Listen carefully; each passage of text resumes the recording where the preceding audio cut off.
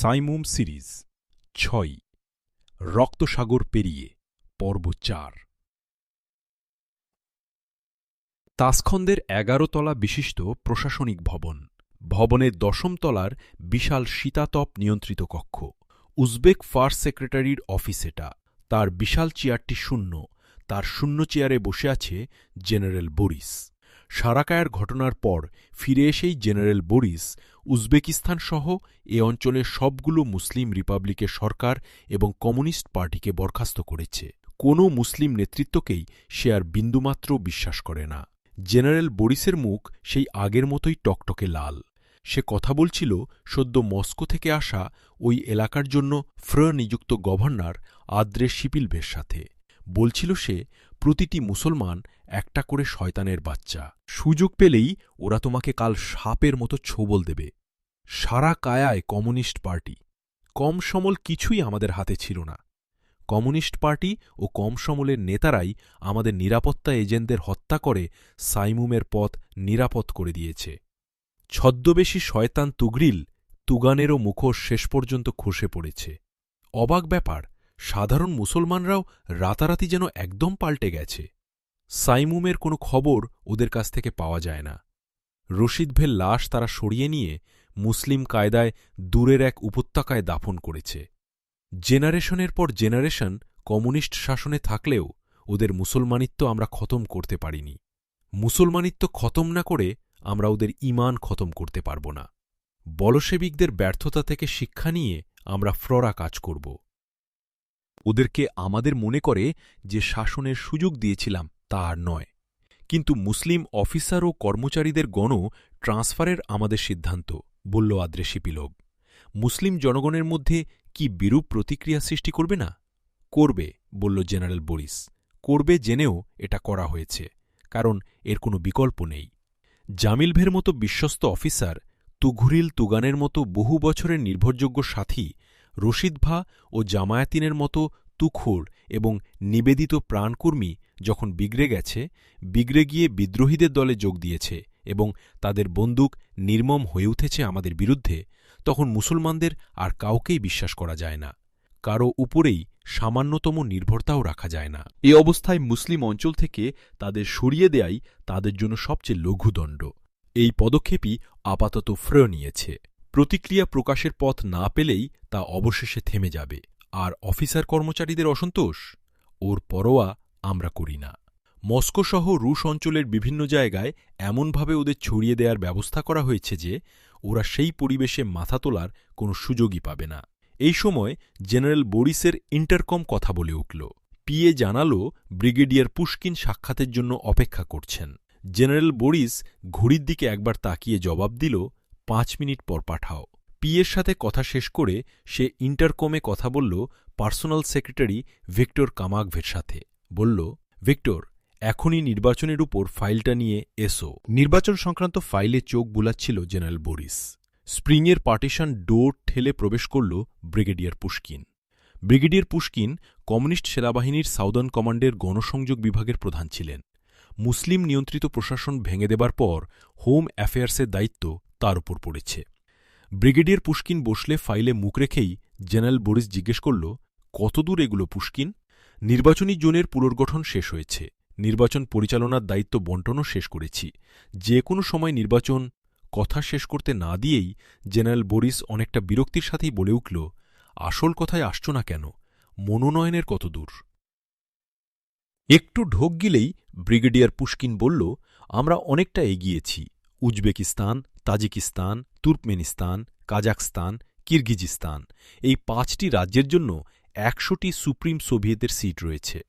এ ১০০টি সিটের জন্য সংশ্লিষ্ট এলাকায় বসবাসকারী ১০০ জন রুশীয়কে পাওয়া গেছে।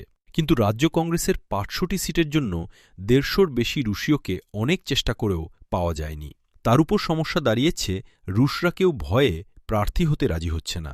প্রায় কথা কেড়ে নিয়ে জেনারেল বরিস বলল, ভয় রাখো তোমার। ওরা সব নির্বাচিত হয়ে ঘাটটা বাড়িয়ে দিয়ে তুর্কিদের মধ্যে ঘুরে বেড়াবে, নাকি যে ভয়ে ওদের কাঁপতে হবে? একটু থেমে জেনারেল বরিস আবার বলল, রাজ্য কংগ্রেসের বাকি সিটগুলোর জন্য এমন সব মুসলমান খুঁজে বের করো যারা আধুনিক, শিক্ষিত এবং কোনো প্রকার ধর্মীয় অনুশাসন মেনে চলে না। আগামী ১৫ দিনের মধ্যেই তোমাকে নির্বাচন সম্পন্ন করতে হবে। মুসলিম রিপাবলিকগুলোর সরকার ও কমিউনিস্ট পার্টি ভেঙে দেয়ায় আন্তর্জাতিকভাবে নানা সন্দেহ করার কারণ সৃষ্টি হয়েছে। জাতিগত নিপীড়নের অভিযোগ ইতিমধ্যেই অনেকে তুলেছে। সুতরাং তাড়াতাড়ি একটা নির্বাচন করে সবাইকে বুঝাতে হবে নিছক একটা অন্তর্বর্তীকালীন প্রশাসনিক পদক্ষেপ হিসেবেই ওই ব্যবস্থা গ্রহণ করা হয়েছে। কথা শেষ করে চেয়ারে পা এলিয়ে চোখ বুজল জেনারেল বরিস। এর অর্থ কথা তার শেষ। কোনো কথা না বলে ফাইলটা হাতে তুলে নিয়ে উঠে দাঁড়াল ব্রিগেডিয়ার পুশকিন। তখন সন্ধ্যা। ৫ জন সৈনিক পরিবেষ্টিত নির্বাচনী অফিসার বেরিয়ে গেল আহমদ নূরভের বাড়ি থেকে। রুশ নির্বাচনী অফিসার পেছন ফিরে তাকালে দেখতে পেত একরাশ কালি যেন ঢেলে দেয়া হয়েছে আহমদ নূরভের মুখে। নির্বাচনী অফিসার বেরিয়ে গেলে আহমদ নূর অন্ধকার মুখ নিয়ে বাড়ির ভেতরে প্রবেশ করল। বাড়ির হলরুমে তখন সন্ধ্যা নাচ চলছে। স্ত্রী, ছেলেমেয়ে, বন্ধুবান্ধব সবাই ওখানে জুটেছে। প্রতিদিনই বিনোদনের এ আসর বসে। হলের মাঝখানে গোল টেবিলে সুদৃশ্য পানাধার এবং পানপাত্র। রুশীয় মদ ভদকার কড়া আমেজে নাচের উচ্ছলতা পাখির মতো যেন পাখা মেলে। আষাঢ়ের আকাশের মতো অন্ধকার মুখ নিয়ে আহমদ নূর গিয়ে নাচঘরের একটা সোফায় ধপ করে বসে পড়ল। তার উপর প্রথমে চোখ পড়ল সাদিকার। সাদিকা আহমদ নূরভের বড় মেয়ে, বয়স ২২। তাসখন্দ বিশ্ববিদ্যালয় থেকে সদ্য পাশ করে বেরিয়েছে সে। সে এক বন্ধুর সাথে নাচছিল। নাচ ছেড়ে দিয়ে সে পিতার কাছে এসে বসল। কি হয়েছে আব্বা, অসুস্থ তুমি? বলল উৎকণ্ঠিত সাদেকা। না মা, সংক্ষিপ্ত উত্তর দিল আহমদ নূর। না আব্বা, আমি দেখতে পাচ্ছি তুমি কেমন যেন মুষড়ে পড়েছ। কি হয়েছে বলো, ডাক্তার ডাকব? না মা, আমি অসুস্থ নই। তাহলে? মন খারাপ লাগছে। কেন, কি হয়েছে? এই সময় আহমদ নূরভের স্ত্রী এসেও তাদের পাশে বসল। তার চোখেও প্রশ্ন। সাদেকা বলল, আব্বা চলো ড্রয়িং রুমে। বলে সাদেকা তার আব্বাকে হাত ধরে টেনে নিয়ে ড্রয়িং রুমে চলল। পিছনে পিছনে আহমদ নূরভের স্ত্রীও চলল। ড্রয়িং রুমে আহমদ নূরভের পকেট থেকে একটা কাগজ বের করে সাদেকার হাতে তুলে দিল, কিছু না বলে। সাদেকা কাগজটিতে দ্রুত চোখ বুলাল, বলল, এ কি আব্বা, এ যে রাজ্য কংগ্রেসের জন্য তোমার মনোনয়নপত্র, তুমি কি ভোটে দাঁড়াচ্ছ? সাদেকার শেষ বাক্যটি বিস্ময়সূচক এক চিৎকারের মতো শোনাল। আহমদ নূর বলল, আমি দাঁড়াচ্ছি না, আমাকে দাঁড় করিয়ে দেয়া হচ্ছে। জোর করে? জোর করবে কেন, আদেশ দিচ্ছে। এ আদেশ অমান্য করলে বিদ্রোহী হিসেবে অভিযুক্ত হতে হবে। দাঁড়ানো না দাঁড়ানোর মতো নাগরিক স্বাধীনতাটুকুও কি নেই? হাসালে মা। সব বুঝেও স্বাধীনতার নাম করছে। তাহলে সাইমুম সব সত্য কথাই বলে। আমি পচে গেছি মা, ওদের মতো সত্য বলার সৎ সাহসও আমার নেই। মনে হয় এদিকটি বিবেচনা করেই ফ্রয়ের কমিউনিস্ট সরকার আমার ওপর তাদের আস্থা স্থাপন করেছে। কিন্তু আব্বু, বিদ্রোহী হওয়ার অভিযোগ থেকে বাঁচতে গিয়ে তো তোমাকে জাতির বিরুদ্ধেই বিদ্রোহ করতে হবে। কমিউনিস্ট সরকার মুসলিম প্রভাবিত প্রশাসন ও পার্টি ভেঙে দিয়ে এই নির্বাচন নামের প্রহসনের মাধ্যমে এ অঞ্চলের রুশ অধিবাসী এবং মুসলিম নামের লোকদের নিয়ে একটা বসঙ্গত পার্টি ও প্রশাসন গড়তে চায়। এ কাজে যে মুসলমান তাদের সহযোগিতা করবে তারা জাতি বিদ্রোহী এবং দালাল হিসেবেই চিহ্নিত হবে। আমার তো সেটাই উদ্বেগের বিষয় মা, একটা দীর্ঘশ্বাস চাপতে চাপতে বলল আহমদ নূর। আহমদ নূর একজন সরকারি সুবিধাভোগী পার্টি কর্মী এবং গোয়েন্দা ও ইনফরমার। পূর্ব উজবেকিস্তানে এক বিরাট চরণক্ষেত্রের মালিক সে। সবাই নীরব। এবারও প্রথমে কথা বলল সাদেকাই। বলল সে, চলো আব্বা, তোমাকে মসজিদের বাবা খান হুজুরের কাছে নিয়ে যাই। এই অবস্থায় আমি মনে করি তিনিই উপযুক্ত পরামর্শ দিতে পারেন। আহমদ নূরফ বলল, কোনোদিন অপথে পা বাড়াইনি, কোনোদিন তার কাছে যাইনি। আজ কোন মুখে তার কাছে যাব সাদিকা? না আব্বা, তার মতো লোক হয় না। দুনিয়ার কোনো মানুষ সম্পর্কে তার কোনো কুধারণা নেই। এবার মুখ তুলল আহমদ নূরভের স্ত্রীও। বলল সে, সাদেকা ঠিক বলেছে, আমি অনেকবার গেছি তার দরবারে। গেছ তুমি? কেন? বিস্ময়ে প্রশ্ন তুলল আহমদ নূরভ। সাদেকার নাম সুলতানা সাদেকা এবং ছেলে পেটভের নাম আহমদ ওমর। তার কাছ থেকেই নেয়া। ছেলেমেয়ের কানে তিনিই এসে কালেমা পড়ে গেছেন এবং আকিকা তার মাধ্যমেই দিয়েছি। এত সত্য আমি জানি না। বলনি তো কোনোদিন আমাকে? বলিনি ভয়ে। আহমদ। নুরব কোনো কথা বলল না। তার শূন্য দৃষ্টি চেয়ে থাকল ড্রয়িং রুমের জাংলা দিয়ে বাইরে মাঠের দিকে। নীরবতা ভেঙে সাদিকা বলল, চলো আব্বা, বাবাখান হুজুরের কাছে। আহমদ নুরব নীরবেই উঠে দাঁড়াল, বলল, চলো। বিবিখান গ্রামটি পাশ দিয়ে খরস্রোতা একটা ঝরনা। সে ঝরনার পাশে একটা উঁচু টিলা। টিলার উপর সবুজ বাগান বেষ্টিত একটা ভাঙা মসজিদ। মসজিদের পাশেই ভাঙা একটা মাজার। বলা হয় মাজারটি বিবি খানের। কাহিনী প্রচলিত আছে, বিবি খান আরব দেশীয় একজন পুণ্যবতী মহিলা। বাগদাদের পতনকালে হালুকার একজন সেনাপতি বন্দিনী বিবি খানকে বিয়ে করে মধ্য এশিয়ার এখানে নিয়ে আসেন। শীঘ্রই বিবি খানের চরিত্রপ্রভায় মধ্য এশিয়ার এ অঞ্চলে ইসলামের আলো ছড়িয়ে পড়ে। তিনি বিবি খানে একটি মাদ্রাসা গড়ে সারাজীবন এলাকার মহিলাদের তালিম তরবিয়াতে নিজেকে নিয়োজিত রাখেন। তিনি ছিলেন সবার মা। মানুষ অপরিসীম ভয় ও ভক্তি করত তাকে। তার মৃত্যুর পর মসজিদ মাদ্রাসা গৃহের পাশেই তাকে কবরস্থ করা হয়। ভক্তদের দোয়া ও দর্শনের একটা কেন্দ্র হয়ে দাঁড়ায় সেটা। গড়ে ওঠে প্রভাবশালী এক মাজার। মধ্য এশিয়ার কোনো শাসকই একবার বিবি খানে না এসে পারত না। কিন্তু কমিউনিস্টরা দেশ দখলের পর পরিস্থিতি পাল্টে যায়। তাদের হাজার হাজার মসজিদ মাদ্রাসা ধ্বংসতালিকার মধ্যে বিবি খানও ছিল। কিন্তু তারা জনমত দেখে বিবি খানে হাত দিতে পারেনি। তাই বিবি খান এখনও টিকে আছে, কিন্তু ভালো অবস্থায় নয়। চারদিকে প্রাচীর ভেঙে গেছে, মাজার ও মসজিদের দেয়াল ফেটে গেছে, সেখান থেকে ইট খসে পড়ছে। কিন্তু কমিউনিস্ট সরকার থেকে মেরামতের কোনো অনুমতি নেই। তারা চায় এ মসজিদ মাজার আপনাতেই ধ্বংস হয়ে যাক। কিন্তু এ অবস্থার মধ্যেও ভক্তরা রাতের আধারে মসজিদ মাজারের ভাঙা স্থানে দু একটি করে ইট সিমেন্ট লাগায়। এভাবেই ইবাদতের এই কেন্দ্রটি আজও বেঁচে আছে। বৃদ্ধ সৈয়দ জিয়াউদ্দিন বাবাখান মসজিদ মাজারের ইমাম ও মুতাওয়াল্লি। কমিউনিস্ট গোয়েন্দাদের কড়া নজরে ছিলেন তিনি। তিনি তার সবুজ টিলাটির বাইরে আর কোথাও যেতেন না। ইদানিং তিনি একটু করে বাইরে বের হন। সাইমুমের প্রভাব প্রতিপত্তি এ অঞ্চলে বেড়ে যাওয়ায় মসজিদটাও এখন সরগরম হয়ে উঠেছে।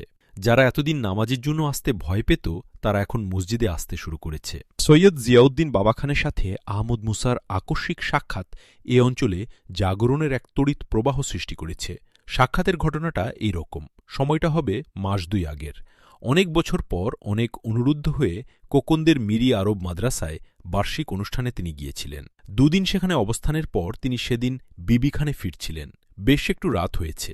মিরি আরব মাদ্রাসার ছাত্র তার একমাত্র পুত্র সৈয়দ রফিউদ্দিনকে সাথে নিয়ে ফিরছিলেন তিনি। ঝর্নার ধার বেয়ে সুন্দর রাস্তাটা ধরে আসছেন তারা। ওই তো দূরে টিলার উপর সবুজ বাগান ঘেরা বিবিখানকে মনে হচ্ছে একটা জমাট অন্ধকার। হঠাৎ সেই অন্ধকারের বুক চিরে বেরিয়ে এলো এক আজানের ধ্বনি। ইথারের কণায় ভর করে কেঁপে কেঁপে তা এসে প্রবেশ করল কানে। চমকে উঠে জিয়াউদ্দিন বাবাখান হাত ঘড়ির দিকে তাকাল। দেখল রাত ৮টা বাজে। বিবিখান মসজিদের এশার আজানের সময় এটা। ঠিক সময়েই আজান দেয়া হচ্ছে। কিন্তু এ আজান দিচ্ছে কে? আজান দেয়ার তো ওখানে ওই লোকালয় কেউ নেই। আর এত সুন্দর আজান, অপূর্ব ছন্দ, অপরূপ উচ্চারণ, প্রতিটি শব্দ যেন মর্মে পশে যাচ্ছে। এত মধুর হতে পারে আজান? এ কোনো বেলাল এলো বিবিখানে? দ্রুত পা চালান জিয়াউদ্দিন বাবাখান। ধীর লয়ে চারদিকে ছড়িয়ে পড়ছে আজানের ধ্বনি। এমন উচ্চকণ্ঠে আজান বিবিখানে আর কখনো হয়নি কমিউনিস্ট শাসন আমলে। উচ্চকণ্ঠে আজান নিষিদ্ধ করা হয়েছে সেই কবে পণ প্রতিক্রিয়া আর পণ অশ্লীলতার অজুহাত তুলে। এ কোনো দুঃসাহসী মানুষ লাশরিকের উচ্চকণ্ঠের জয়গানে যুগ যুগান্তের সে নীরবতা ভাঙল। অজান্তেই জিয়াউদ্দিন বাবাখানের চোখ দুটি ভিজে উঠল আবেগের অশ্রুতে। মসজিদ চত্বরে গিয়ে পৌঁছলেন জিয়াউদ্দিন বাবাখান। চত্বরে তখন আরও অনেক লোক জমেছে। বাবাখানকে দেখে তারা দুপাশে সরে দাঁড়াল। সামনে গিয়ে দাঁড়ালেন বাবাখান। আজান দিচ্ছে সৌম্য শান্ত এক যুবক। সফেদ মুখে সুন্দরভাবে বিন্যস্ত কালো দাড়ি, কোকড়া কালো চুল, নীল চোখ, বলিষ্ঠ দেহে সামরিক কায়দার পোশাক, কোমরে পিস্তল ঝুলছে। তার দুজন সাথী একপাশে দাঁড়িয়ে। কি সুন্দর নুরানি চেহারা তাদের। উপস্থিত সবাই যেন গোগ্রাসে গিলছে। আজানের স্বর্গীয় সুমধুর সুর সবাইকে যেন সম্মোহিত করে তুলছে। আজান শেষ হল। ঠোঁট নেড়ে আজান শেষের দোয়া পড়ল তারা। আজান শেষে ঘুরে দাঁড়াল আজান দেয়া সেই স্বর্গীয় যুবক। সবার দিকে চোখ বুলিয়ে দৃষ্টি নিবদ্ধ করল সে জিয়াউদ্দিন বাবা খানের উপর। ধীরে যুবকটি এসে বাবা খানের সামনে দাঁড়াল, সালাম দিয়ে মুসাফাহা করল। আপনিই কি সৈয়দ বাবা খান, আমাদের মুরুব্বি? জি হ্যাঁ, তুমি বাবা? জিজ্ঞেস করল বাবা খান। আমি আহমদ মুসা। আহমদ মুসা স্বগত স্বরে উচ্চারণ করল বাবা খান। তার বিস্ময় বিস্ফারিত চোখ আহমদ মুসার উপর নিবদ্ধ। কি এক ভাববিহ্বলতা তার চোখে মুখে। সাইমুম ও আহমদ মুসা সম্পর্কে বাবা খান কিছু কিছু কথা জানতেন, কিন্তু এবার মিরি আরব মাদ্রাসায় গিয়ে তার কাছে সব পরিষ্কার হয়েছে। ফিলিস্তিনে এবং মিন্দানাওয়ে আহমদ মুসা যা করেছে, এখানে সে এবং সাইমুম যা করছে সব শুনেছে বাবা খান। সব শুনে বাবা খানের মনে হয়েছে মহান ইমাম মেহেদী যেদিন আসবেন আসুন। কিন্তু আহমদ মুসা মধ্য এশিয়ায় কমিউনিস্ট কবলিত মুসলমানদের ইমাম মেহেদী। স্বপ্নের সেই আহমদ মুসা তার সামনে। বাবা খানের বিস্ময় ধীরে ধীরে আনন্দে রূপান্তরিত হল। দুধাপ এগিয়ে এসে জড়িয়ে ধরল আহমদ মুসাকে, বলল, বাবা, তুমি দীর্ঘজীবী হও। তুমি আমাদের চোখের মণি, আশার আলো। যেমন করে তোমার আজানের ধ্বনি এই এলাকায় যুগ যুগান্তের জমাট নীরবতার পাষাণকারা ভেঙেছে, তেমনি করে তোমাদের হাতে কমিউনিজমের জিন্দানখানা থেকে মধ্য এশিয়ার কোটি কোটি মুসলমানের মুক্তি হোক। বৃদ্ধের দুগণ্ড বেয়ে গড়িয়ে পড়ছিল অশ্রু। এলাকার সমবেত অনেক মানুষ দেখছিল এই দৃশ্য। তাদের চোখে বিস্ময়। এ কোনো যুবক যার কাছে তাদের বাবা খান এমনভাবে গুলে যেতে পারে। আহমদ মুসা বৃদ্ধ বাবা খানকে শান্ত করে তার সাথে পাশে দাঁড়ানো হাসান তারিক ও কর্নেল কুতাইবাকে পরিচয় করিয়ে দিলেন। নামাজের সময় হল। বাবা খান আহমদ মুসাকে ইমামের আসনে ঠেলে দিলেন। আহমদ মুসা আপত্তি জানালে বাবা খান বলল, ইসলামে ইমামের যে বিধিগত ধারণা, তাতে ইমাম তুমি।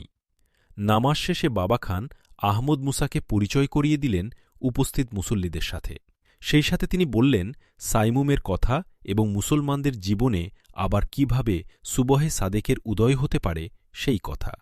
আনন্দে বিস্ময়ে উপস্থিত সকলের সাথে আহমদ মুসা, হাসান তারিক এবং কর্নেল কুতাইবা মুসাফা করলেন। অপরিচয়ের গণ্ডি কোথায় মিলিয়ে গেল। মনে হল কত পরিচিত স্বজন তারা। সেই থেকে বাবা খান এলাকায় নতুন একটা প্রাণচাঞ্চল্য এসেছে। বাদমাগরিব বাবা খান তার জায়নামাজে বসে তসবিহ পড়ছিলেন। মসজিদে তখন কেউ নেই। আহমদ নুরব, তার স্ত্রী রফিকা এবং মেয়ে সাদেকা এসে প্রবেশ করল মসজিদে। মসজিদে ঢোকার আগে আহমদ নুরব অজু সেরে নিয়েছে এবং তার মাথায় একটা তুর্কি টুপি শোভা পাচ্ছে, যা এর আগে তার মাথায় কখনো দেখা যায়নি। আহমদ নুরবের স্ত্রী রফিকা এবং সাদেকা মুখমণ্ডল ছাড়া গোটা শরীরটা চাদরে ঢেকে নিয়েছে। ওরা মসজিদ কক্ষের ডান পাশে গিয়ে বসল। বেশ কিছুক্ষণ পর এদিকে মুখ ফিরাল বাবা খান। একবার এদিকে চেয়ে মুখটা নামিয়ে নিল, বলল, কি খবর তোমাদের, বলবে কিছু? রফিকা কথা বলল, বাবা খান হুজুর, আমার স্বামী আহমদ নুরবের একটা ব্যাপারে পরামর্শের জন্য এসেছি। কি ব্যাপার? প্রশ্ন করল বাবা খান। হুজুর, আমি একটা বিপদে পড়েছি, বলল আহমদ নুরব। বিপদটা কি? আহমদ নুরব পকেট থেকে কাগজ বের করে উঠে গিয়ে সেটা বাবা খানের হাতে দিল। বাবা খান কাগজটির উপর নজর বুলিয়ে বলল, এত দেখি তোমার মনোনয়ন, বিপদটা কোথায় দেখছ? বাবা খানের মুখে এক টুকরো হাসি। প্রায় আর্তনাদ করে উঠল আহমদ নুরব, বলল, কি বলছেন?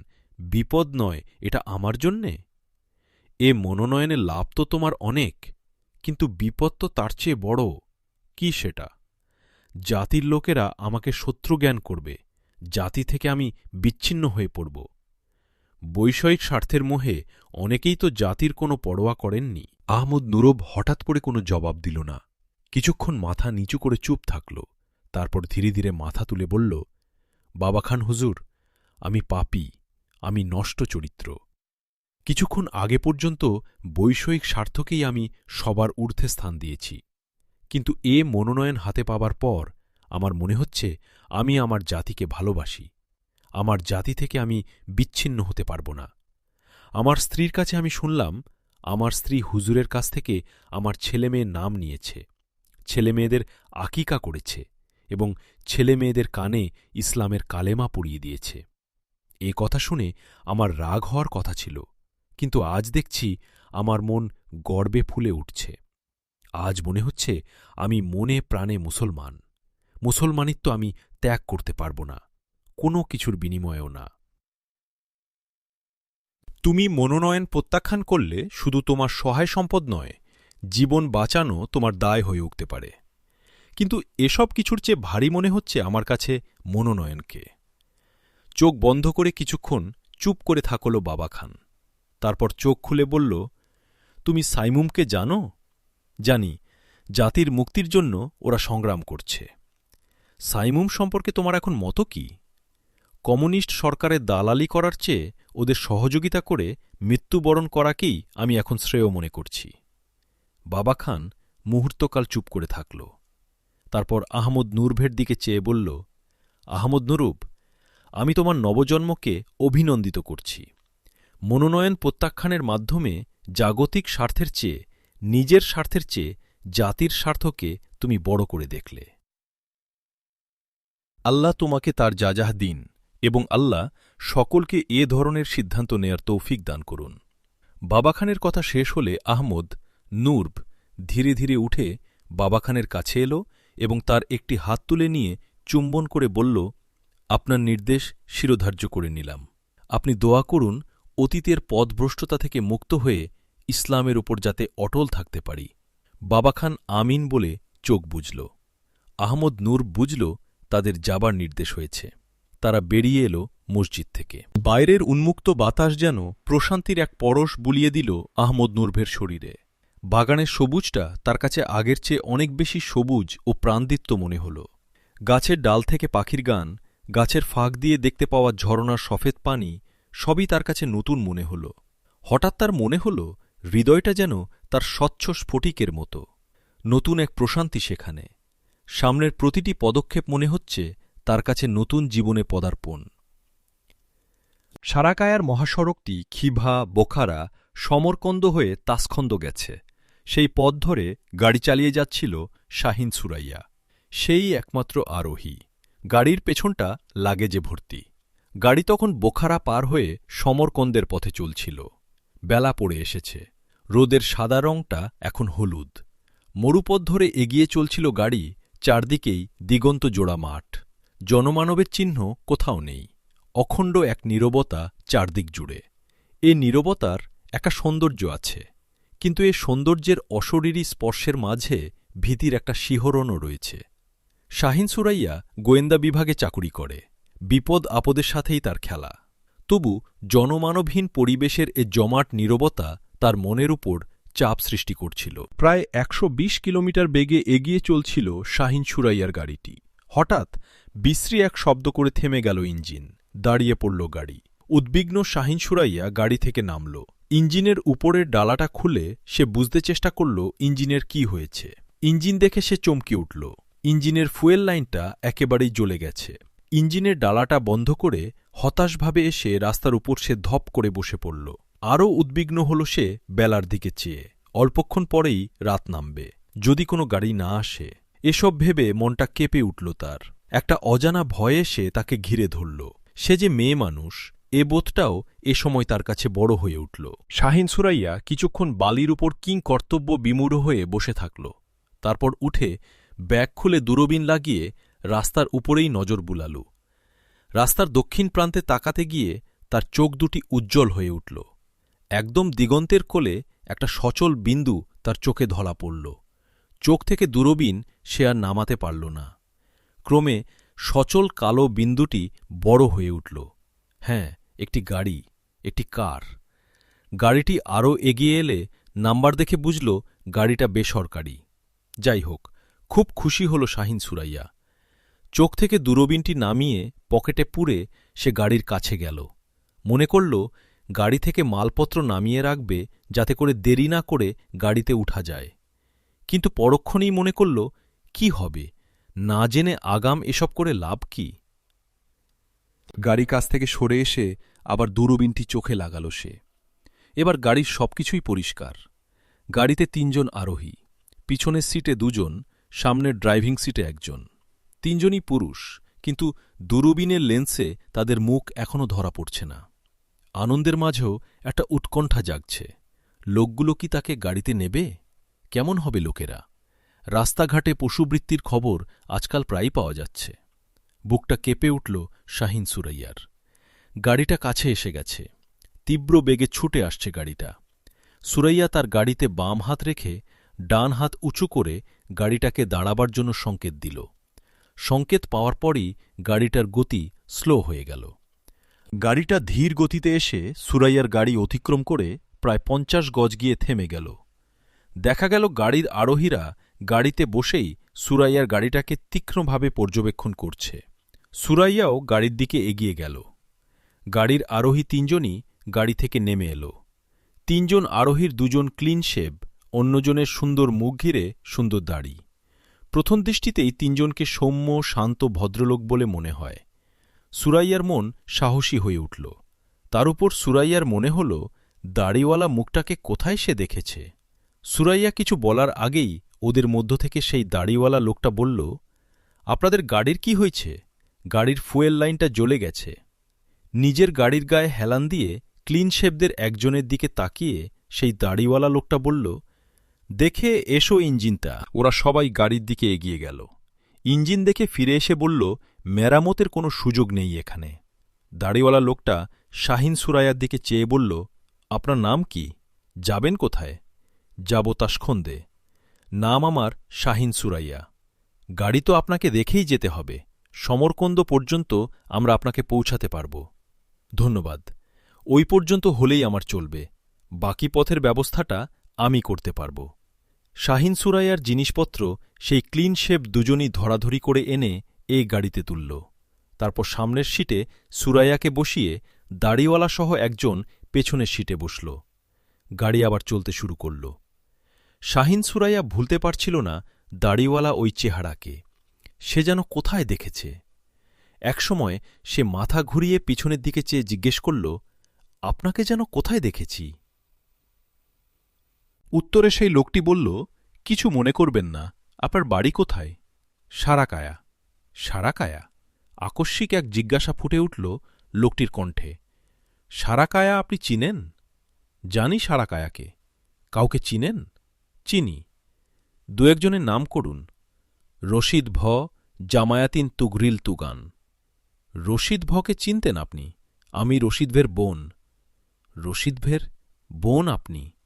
একটা বিস্ময়বেগ সেই লোকটির কণ্ঠে। রশিদ ভের খবর জানেন? কিছুটা ভারী কণ্ঠস্বর সুরাইয়ার। জানি, কিন্তু বলুন কেন এমন হল? সুরাইয়া কোনো জবাব দিল না। সে স্মৃতির গোটাটা হাদরিয়ে ফিরছিল এই দাড়িওয়ালাকে সে কোথায় দেখেছে। অবশেষে সে প্রশ্ন করল, আপনাকে কোথায় দেখেছি তা তো বললেন না। আমার প্রশ্নের আগে জবাব দিন।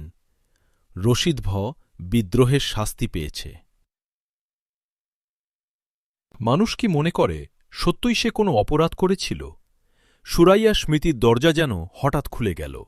তার গোয়েন্দা দপ্তরে রক্ষিত রাজনৈতিক টার্গেটদের ফটোর প্যানেল তার চোখের সামনে জ্বলজ্বল করে ভেসে উঠল। ফটোর আহমদ মুসাকে জলজ্জান্ত সামনে দেখে মুহূর্তের জন্য বিহ্বল হল সুরাইয়া, কিন্তু নিজেকে সামলে নিয়ে পেছন দিকে আহমদ মুসার দিকে তাকিয়ে বলল, আমি এবার আপনাকে চিনেছি। আপনি আহমদ মুসা। আহমদ মুসা একটু হেসে নির্দ্বিধায় বলল, হ্যাঁ বোন, আমি আহমদ মুসা। তুমি রশিদ ভের বোন। আমাকে তুমি না চিনলেও আমার পরিচয় তুমি পেতে। রশিদ উত্তর, উজবেকিস্তানের প্রথম শহীদ। কিন্তু একটা প্রশ্ন করি, তুমি তো আমাকে কোথাও দেখার কথা না। দেখার কথা বলছ কেমন করে? চিনলেই বা কি করে? সুরাইয়া বলল, আমি গোয়েন্দা বিভাগে চাকুরি করি। ফাইলে আপনার ছবি দেখেছি। গোয়েন্দা বিভাগে চাকুরি করো? তোমার ভাইয়ের কথা তুমি জানতে না? জানতাম। আমি এসব ব্যাপারে সতর্ক হয়ে চলতেও বলেছিলাম, কিন্তু আবেগকে সে দমিয়ে রাখতে পারেনি। বলতে বলতে কণ্ঠ ভারী হয়ে উঠল সুরাইয়ার। তোমার ভাইয়ের জন্য আমরা গর্বিত সুরাইয়া। জনাব, আমি আমার একমাত্র ভাইকে হারিয়ে বেদনা বোধ করি, কিন্তু সে আমারও গর্বের বস্তু। কিছুক্ষণ সবাই চুপচাপ। তীব্র বেগে এগিয়ে চলছে গাড়ি। নীরবতা ভাঙল আহমদ মুসাই প্রথম। বলল, বোন সুরাইয়া, সম্ভবত তোমার কাছে অনেক খবর আছে। জি হ্যাঁ, বলল সুরাইয়া। তারপর একটু থেমে আবার সেই কথা বলে উঠল, আমাকে মস্কোতে ট্রান্সফার করা হয়েছে। তাশখন্দ হয়ে আমি সেখানেই যাচ্ছি। আপনি খবর জানতে চেয়েছেন? ঠিকই, খবর আছে। মুসলিম সংখ্যাধিক্য নিয়ে গঠিত সরকার ও পার্টি ভেঙে দেবার পর সামরিক ও বেসামরিক সমস্ত মুসলিম অফিসারকে মধ্য এশিয়া অঞ্চল থেকে রুশ অঞ্চলে ট্রান্সফার করা হয়েছে, সহায় সম্পদ সবসহ। মনে হয় তারা আর কোনো দিন দেশে ফেরার সুযোগ পাবে না। আমরা মনে করেছিলাম সরকারি কর্মচারীদের ট্রান্সফার করার মধ্যেই ব্যাপারটা সীমিত থাকবে, কিন্তু তা নয়। রাজনৈতিক ও সমাজ নেতাদেরকেও রুশ অঞ্চলে চালান দেয়া হচ্ছে, যাতে করে ক্ষমতাচ্যুত এই নেতারা এখানে থেকে কোনো প্রকার অসন্তোষ ছড়াতে না পারে। আহমদ মুসা চুপ করে তার কথা শুনছিল। সুরাইয়ার কথা থামলেও চুপ করেই থাকল আহমদ মুসা, যেন কোনো ভাবনার অতলে নিমজ্জিত সে। অনেকক্ষণ পর কথা বলল আহমদ মুসা। বলল সে, আচ্ছা, সুরাইয়া সরকারের কোন শাখা এটা ডিল করছে? কে কোথায় যাচ্ছে এই একজ্যাক্ট রেকর্ডটা কোত্থেকে জানা যাবে? এটা কয়েকদিন হল জেনারেল বরিসের নিজস্ব দপ্তরে চলে গেছে। একমাত্র সেখান থেকেই এটা জানা যেতে পারে। আচ্ছা, তুমি তো মস্কো যাচ্ছ, সেখানকার গোয়েন্দা বিভাগে যোগ দেওয়ার জন্যই? জি হ্যাঁ। তুমি কি কখনো ভেবেছ সাইমুমের সাথে তোমার সম্পর্ক কি হবে? অতীতে ভাবতে সাহস পাইনি, আজ মনে হচ্ছে ভাবা দরকার। এখন আপনি যা আদেশ করবেন। নতুন সমরখন্দ নগরীর প্রবেশ গেট আর বেশি দূরে নয়। গেটের উজ্জ্বল আলোর নিচে চেকপোস্টের অবস্থান স্পষ্ট দেখা যাচ্ছে। আহমদ মুসা বলল, আমরা শহরকে বাম পাশে রেখে এখন দক্ষিণ দিকে এগিয়ে যাব। তোমাকে গেটে নামিয়ে দিলেই তো চলে? জি হ্যাঁ, চলবে। গাড়ি গেটের কাছাকাছি এসে গেছে। সুরাইয়া পিছন দিকে মাথা ঘুরিয়ে বলল, আমি তো নির্দেশ পেলাম না। আহমদ মুসা বলল, সুরাইয়া, তুমি সচেতন এবং বুদ্ধিমতী। মস্কো গিয়ে তোমার চলার পথ তোমাকেই খুঁজে নিতে হবে। আমি আশা করি তা তুমি পারবে। নির্দেশও তুমি সে পথ থেকেই পাবে। সুরাইয়ার মুখ উজ্জ্বল হয়ে উঠল। বলল, আমি তা পারব। দোয়া করবেন আমার চাকুরি যেন আমার জাতির কাজেই লাগে। গেটের এপারেই বাস স্টপেজ এবং একটি যাত্রী ছাউনি, যাত্রীদের বিশ্রাম নেবার জায়গা। সুরাইয়া সেখানেই নেমে গেল। সুরাইয়াকে নামিয়ে দিয়ে গাড়ি ছুটল দক্ষিণ দিকে। কর্নেল কুতাইবা গাড়ি ড্রাইভ করছিল। আহমদ মুসার পাশে ছিল হাসান তারিক। তুর্কমেনিস্তানে 10 দিনের সাংগঠনিক সফর শেষে তারা ফিরছে হেডকোয়ার্টার শহীদ আনোয়ার পাশা ঘাঁটিতে। পথ অনেক দূরের, ঝড়ের বেগে এগিয়ে চলছে গাড়ি।